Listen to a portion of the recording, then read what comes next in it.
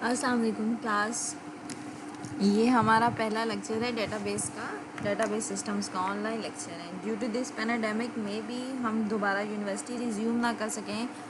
ये 4 लेक्चर्स जो हैं ये हम पहले कवर कर चुके हैं क्लास में, मगर फिर भी मैंने दोबारा आप लोगों के लिए इनकी ऑनलाइन रिकॉर्डिंग इसलिए की है ताकि कोई बच्चे जो एब्सेंट थे या स्टार्ट्स के वीक में वो लेक्चर्स नहीं ले सके तो काइंडली एक बार इन स्लाइड से गो थ्रू कर लें।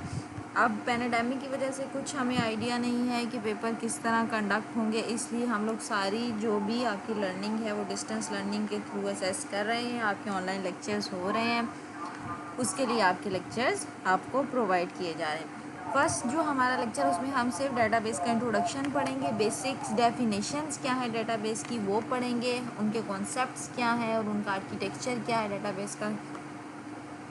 यानी कि आज के फर्स्ट लेक्चर में पूरा हम ओवरऑल जो भी हमारा डेटाबेस का सिस्टम है ओवरऑल उसका पूरा इंट्रोडक्शन ले लेंगे। ओके, सेशन में क्या पढ़ेंगे, डाटा क्या है, प्रोसेसिंग क्या होती है और उसको इंफॉर्मेशन में किस तरह लेके जाते हैं। फिर बिजनेस में डाटा का क्या रोल है, मेटा डाटा क्या है, मेटा डाटा क्या है, एक्चुअली डेटाबेस क्या है, कहाँ से डेटाबेस इवॉल्व हुआ था, फाइल्स की क्या क्या टाइप्स हैं, ट्रेडिशनल फाइल प्रोसेसिंग सिस्टम क्या थी, उसमें क्या इश्यूज थे, उन इश्यूज़ को रिजॉल्व करके किस तरह डेटाबेस मैनेजमेंट सिस्टम आया और उसकी टाइप्स क्या हैं। Okay, what is data? Data is a collection of raw facts and figures. Data consists of facts, text, graphics, images, sound and video. Actually, data is nothing more than raw facts and figures. कोई भी चीज़ आपके पास raw form में पड़ी है, आपको कोई meaningful information नहीं दे रही हो, तब तक आपके पास क्या है, डाटा। जैसे ही आपको इन्फॉर्मेशन जो आपने गैदर करके रखी हुई थी उसको आपने कंबाइन किया है, वो आपको कोई मीनिंगफुल इन्फॉर्मेशन देनी शुरू हो गई है, कोई रिजल्ट्स जिससे आप डिसीजन प्रिडिक्ट कर सकें, फ्यूचर प्रिडिक्ट कर सकें, प्रॉफिट लॉस प्रिडिक्ट कर सकें, वो आपकी क्या बन जाती है, इन्फॉर्मेशन बन जाती है। ये डाटा इन कॉन्टेक्स्ट एक एग्जांपल दी हुई है क्लास रोस्टर की, जिसमें मेरे पास कोर्स मैनेजमेंट 500 बिजनेस पॉलिसी का एक कोर्स लिखा हुआ है, उसका सेमेस्टर लिखा हुआ और उसमें कुछ मेरे पास डाटा पड़ा हुआ है। Okay, processed form of data is called information. जब आपने अपने डाटा को प्रोसेस कर लिया, वो आपको कोई यूजफुल मीनिंग देना शुरू हो गया, तो वो आपके पास क्या बन गया, इंफॉर्मेशन बन गया। ओके, सेम वही डाटा है जो अभी मैंने पिछली स्लाइड में दिखाया था, marketing management, financial accounting, other information security accounting. इसकी परसेंटेज बताई, जब आपने बताया 15% मार्केटिंग की वेटेज है आपके सेमेस्टर में, मैनेजमेंट का जो कोर्स है उसकी वेटेज 20% है, अकाउंटिंग का जो कोर्स है उसकी वेटेज 25%, IAS का जो कोर्स है उसकी वेटिंग कितनी है, 15% है। ये जो अब वेटेज है ये मुझे कोई ना कोई इन्फॉर्मेशन बता रही है, जिसकी बेस पे मेरा ये पूरा सेमेस्टर बेस करेगा कि कौन से सब्जेक्ट्स हमारे मेजर्स हैं और कौन से हमारे सब्जेक्ट माइनर्स हैं, किसकी बेस पे हमारा CGPA डिवाइड होगा। This is now information. Okay, Meta data is data that defines data, और डाटा जो मेरे एग्जिस्टेंट डाटा से रिलेटेड कोई फर्दर इंफॉर्मेशन देता है डिक्शनरी की फॉर्म में, वो मेरे पास क्या कहलाता है, मेटा डाटा। इसको हम मेटा डाटा कहते हैं या फिर डाटा डिक्शनरी भी कहते हैं। अब फॉर एग्जांपल मैंने एक एट्रीब्यूट रखा टेबल में, नेम, फिर उसकी टाइप है, लेंथ है, ये मिनिमम मैक्सिमम, ये डिस्क्रिप्शन है। एक्चुअली मेरे एट्रीब्यूट का नाम क्या है, SID। No one knows what this SID means other than we developers और प्रोग्रामर्स और एनी वन एल्स। ऐसा ही है, हमारे अलावा ये SID कोई नहीं समझ सक रहा। कोई लेमैन को आप ये SID लिख के दे रहे हो, उसको नहीं समझ आ रही है क्या है, व्हाट इज़ दिस SIDs। मगर हम डेवलपर्स हैं तो हमें पता है कि ये SID क्या है। ऐसा ही है, इसका मतलब स्टूडेंट ID है। CID क्या है, क्लासरूम ID है। सेक्शन पूरा वर्ड लिखा तो ये एक लेमैन को भी समझ आ जाएगी कि सेक्शन का क्या मतलब है, मगर डेवलपर को इसकी भी समझ आ जाएगी कि ये CID क्या है, इस SID की भी समझ आ जाएगी कि ये स्टूडेंट ID है और ये क्लासरूम ID है। अब जो मेटा डाटा हम लिखते हैं वो उन लेमैन्स के लिए लिखते हैं जिनके लिए हमने सिस्टम डेवलप कर लिया। फॉर एग्जांपल कंपनी का जो CEO है, ही इज़ अ लेमैन, उसको IT की कोई नो हाउ नहीं है, उसको पता ही नहीं है सिस्टम कैसे यूज़ करें, डेटाबेस में क्या कीवर्ड्स यूज़ हो रहे हैं, ये कैरेक्टर का क्या मतलब है, either it is a movie character or some other character or any alphabet, this is data type। हम डेवलपर्स को पता है मगर हमारे CEO को नहीं पता, क्योंकि वो किसी और फील्ड का है, उसको सिर्फ एक स्टोर का डेटाबेस बना हुआ चाहिए। एक लेमैन है, उसने अपना बिजनेस खोला हुआ है, उसको कोई नॉलेज नहीं, उसके लिए हमने क्या किया है, ये मेटा डाटा क्रिएट किया। अब हमने इस SID के आगे डिस्क्रिप्शन दे दी कि जहाँ पर भी उसको ये लिखी आएगी एब्रीवेशन नज़र SID की, उसका क्या मतलब होगा, वो क्या है, स्टूडेंट ID है। CID जहाँ लिखा नज़र आ रहा है उसको क्या मतलब, वो क्या है, course ID। This is Meta data, यानी कि मेरे पढ़े हुए डाटा के बारे में मुझे फर्दर इन्फॉर्मेशन जो चीज़ देती है वो क्या हो जाती है, मेटा डाटा हो जाती है। ओके, मेटा डाटा क्या है। अब मेटा डाटा के बारे में भी अगर कोई फर्दर लोग इन्फॉर्मेशन स्टोर करना चाहते हैं, ऑर्गेनाइजेशन के डेवलपर्स और लोग जो भी मेटा डाटा के अगेंस्ट भी कोई इन्फॉर्मेशन स्टोर करके रख देते हैं तो उसको मेटा डाटा कह देते हैं। यानी कि जहाँ पर स्टूडेंट ID लिखा है, मैंने यहाँ पर एक लेमैन को समझाने के लिए कि this SID mean student ID। अब मैं ये बताना चाहती हूँ कि स्टूडेंट ID किस बंदे ने इस एट्रीब्यूट का नाम स्टूडेंट ID रखा था, किस टाइम पे रखा था, किस दिन रखा था, किस सिस्टम से रखा था, उसकी लोकेशन क्या थी, ये सारी डिटेल्स मेरे पास क्या है, Meta data. Okay, now difference between what is data and what information is. Data are stored facts and figures. They are inactive, technology based, gathered from various sources, refers to the values actually stored in database. Information is presented fact, active, it enables doing, हम इसकी base पे decision ले सकते हैं। Business based, transform from data, हमेशा हमारे पास जो raw facts और फिगर होती हैं उन्हीं से हम क्या करते हैं, अपनी इंफॉर्मेशन क्रिएट कर लेते हैं।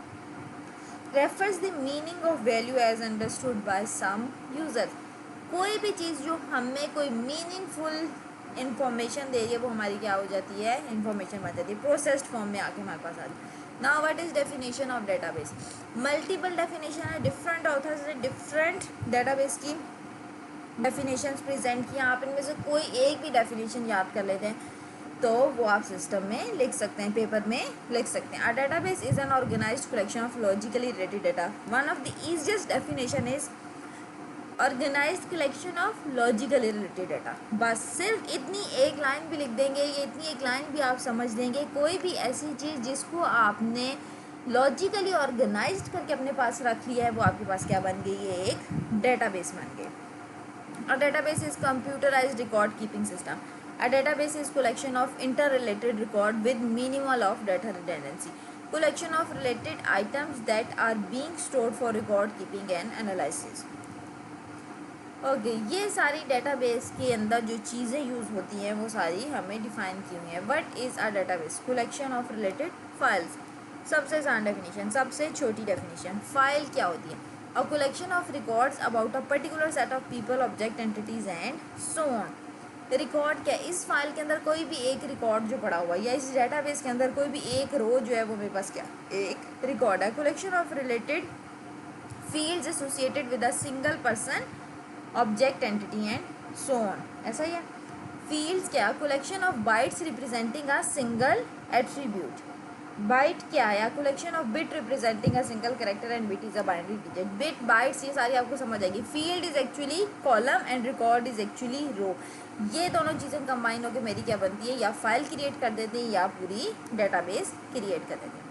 A database is a self-defined collection of integrated files. Another definition of database is it is a self-defined collection of integrated files. आपस में जो फाइल लिंक्स हैं, इंटीग्रेट हुई हैं, उनकी सेल्फ डिफाइंड कलेक्शन को क्या कहते हैं, डेटाबेस कहते हैं। It is possible to navigate from file to access the necessary information.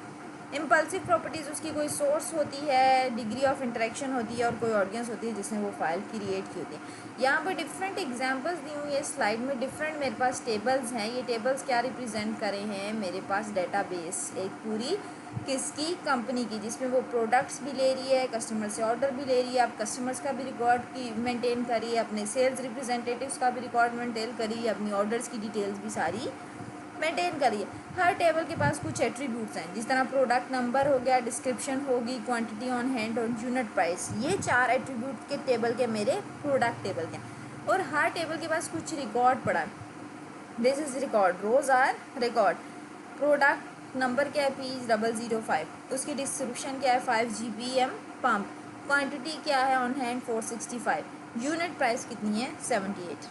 Okay, different types of मेरे पास फाइल्स एग्जिस्ट करते हैं। मास्टर फाइल है, टेबल फाइल है, transaction file. But master file is a file that is relatively permanent file, that is relatively permanent file. Relating to a standard the record change less frequently. Mostly जो मेरे पास data होता है बहुत rare change हो रहा होता है, जिस तरह मेरे सॉफ्टवेयर का है, फॉर एग्जांपल कस्टमर्स का है, स्टूडेंट्स का, एम्प्लॉयज़ का, ये जो 3 लोगों का डाटा है बहुत रेयर चेंज होगा। बहुत रेयर है कि कस्टमर का नाम चेंज हो रहा है, फ्रीक्वेंटली बेसिस पे नहीं हो रहा।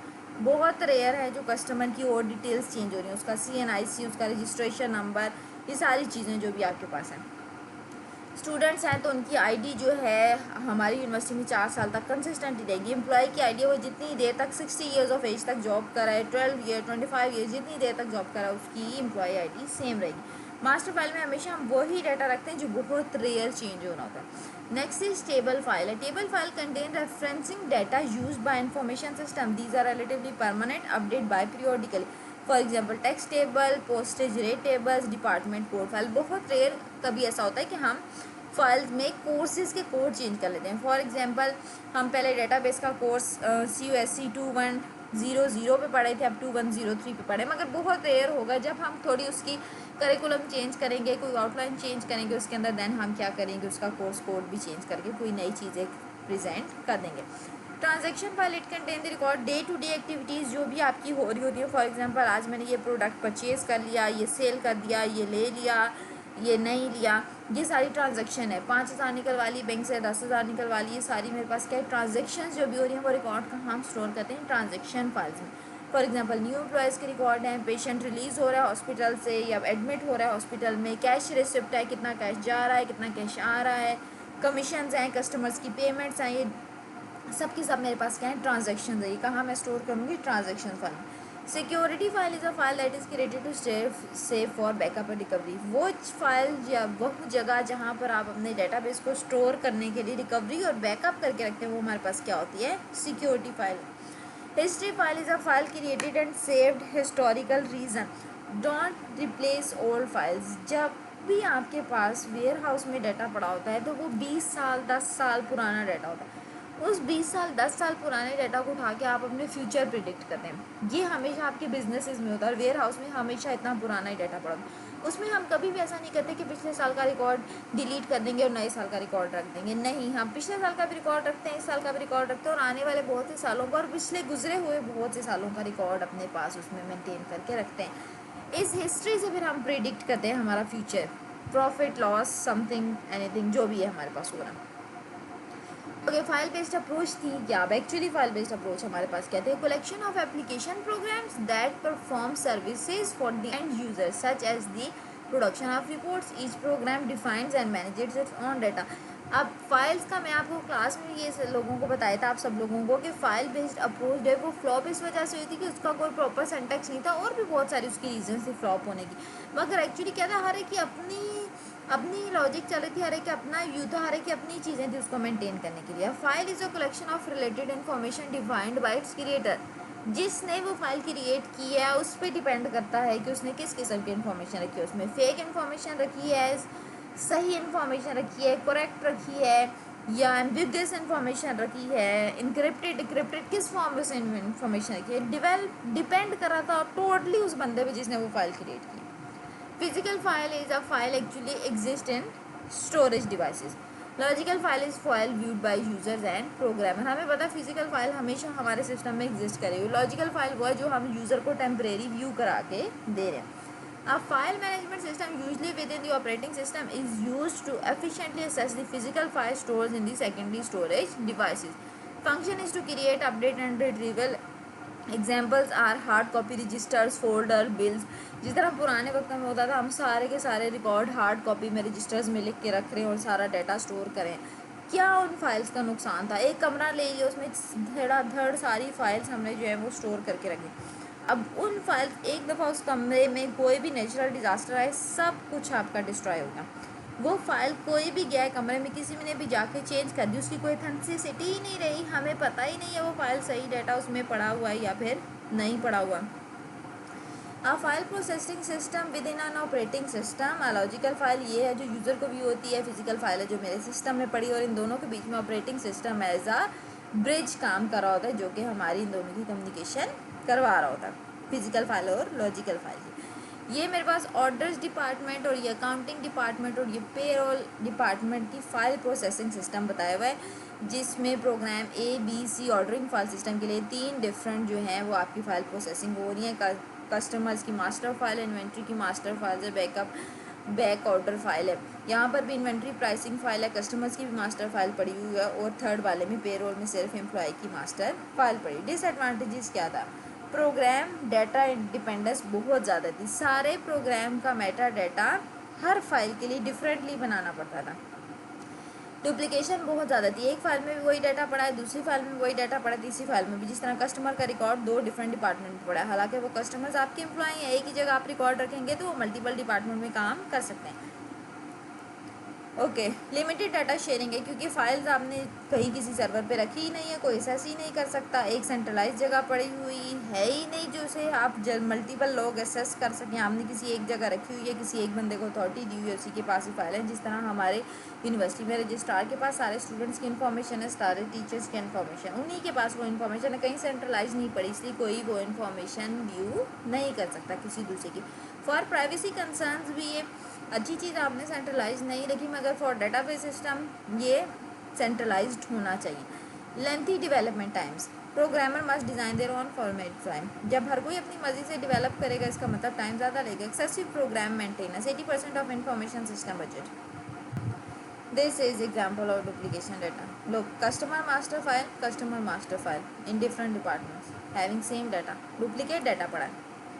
Disadvantages of file management system: uncontrolled redundancy, inconsistent data, inflexibility, limited data sharing, poor enforcement of standard, excessive program maintenance, excessive data maintenance, file formatting issues and recovery.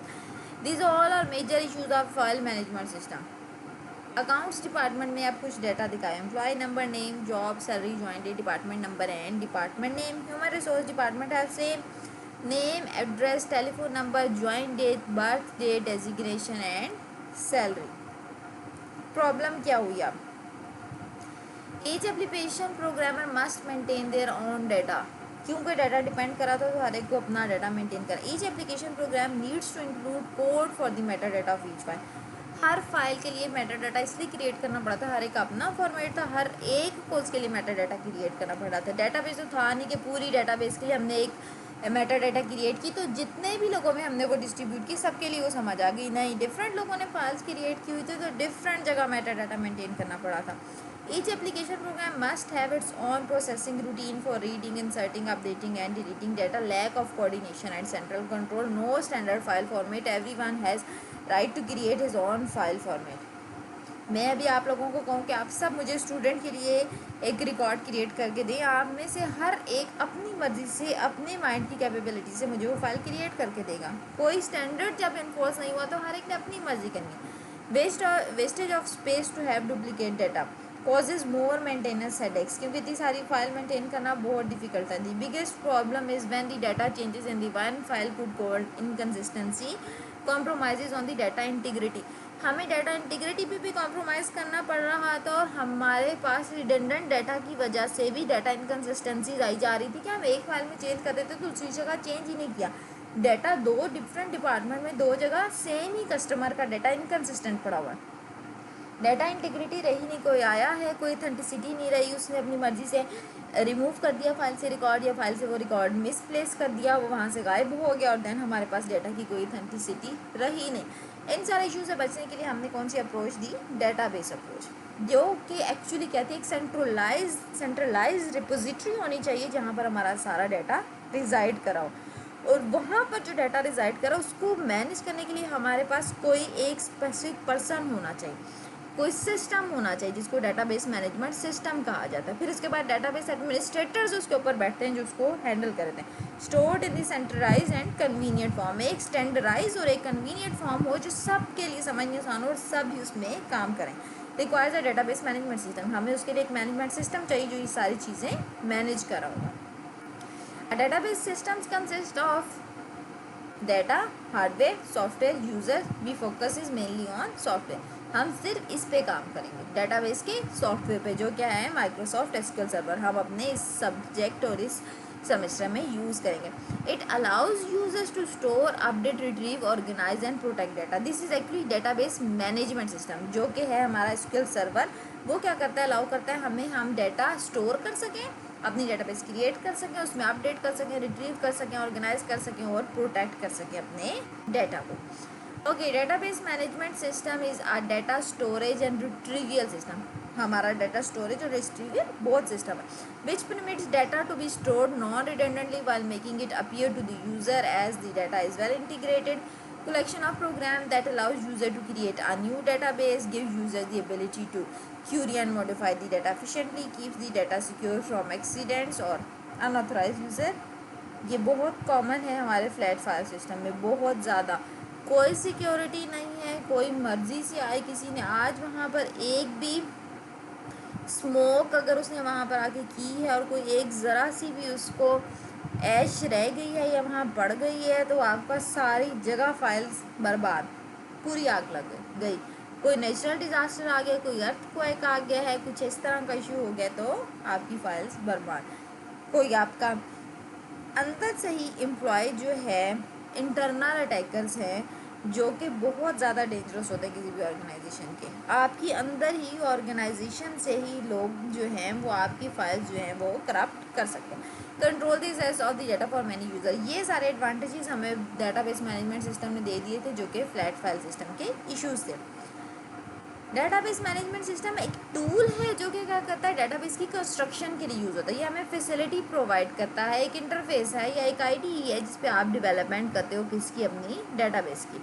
According to Oxford dictionary, a software system that facilitate the creation and maintenance and use of an electronic database is called database management system. एक simplest example दी हुई Oxford dictionary वालों ने कि कोई भी ऐसा system जो हमें क्रिएशन में, मेंटेनेंस में और उसकी यूजेज में हेल्प करे, वो सॉफ्टवेयर सिस्टम मेरे पास क्या होता है, डाटाबेस मैनेजमेंट सिस्टम बन जाता है। ये एक एग्जांपल दी हुई एप्लीकेशन 1, 2 एंड 3 रन हो रही है तीनों डाटाबेस मैनेजमेंट सिस्टम पे, और उसके बैकएंड पे मैंने एक सेंट्रली डाटाबेस क्रिएट करके रखा हुआ है।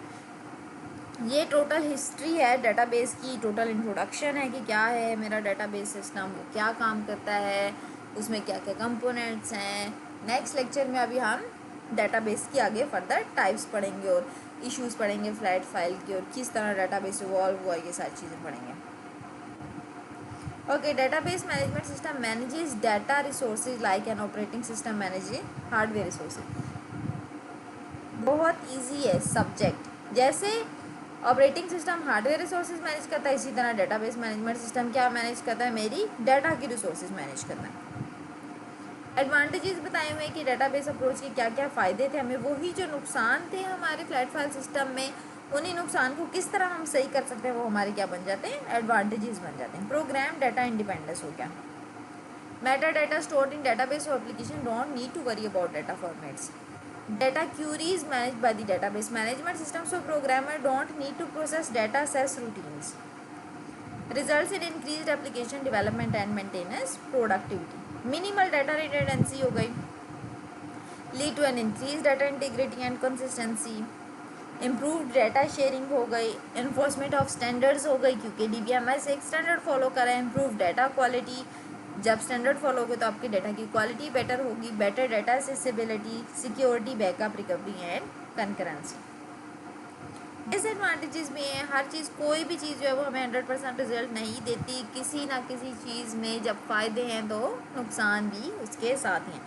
कॉम्प्लेक्स है, सब काम नहीं कर सकते। ओके, साइज़ मैटर करता है।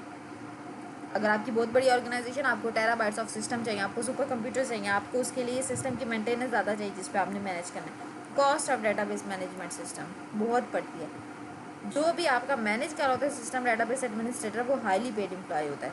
एडिशनल हार्डवेयर कॉस्ट, आपको हार्डवेयर ज़्यादा चाहिए अगर आपकी ऑर्गेनाइजेशन बहुत बड़ी है। कॉस्ट ऑफ कन्वर्जन, अगर आप एक सिस्टम यूज़ करें, फॉर एग्जांपल ओरेकल यूज़ कर रहे हैं और with the passage of time आप चाहते हैं भी हम आप मूव कर जाएं विंडोज़ पे या माइक्रोसॉफ्ट वालों की तरफ, तो आपके पास कॉस्ट ऑफ कन्वर्जन बहुत पड़ती है। जितना बड़ा डाटाबेस हो उतनी cost of conversion.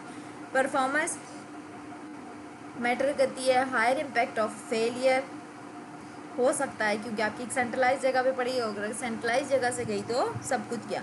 Okay, cost और रिस्क फैक्टर भी इन्वॉल्व है, अप फ्रंट कॉस्ट भी है कुछ, जिसमें आपकी इंस्टॉलेशन मैनेजमेंट कॉस्ट है और ऑन गोइंग कॉस्ट है, क्योंकि आप डेटाबेस पे डेली काम करें तो डेली आपको मेंटेनेंस चाहिए, तो उस पर भी आपका पैसा लग रहा है। और ऑर्गेनाइजेशनल कन्फ्लिक्ट भी है, ये भी इश्यूज आता है जब आपके ओल्ड लोग जो हैं वो न्यू सिस्टम की तरफ मूव नहीं करना चाहते, तो आपका ऑर्गेनाइजेशनल कन्फ्लिक्ट आपके ऑर्गेनाइजेशन के अंदर आ जाता है।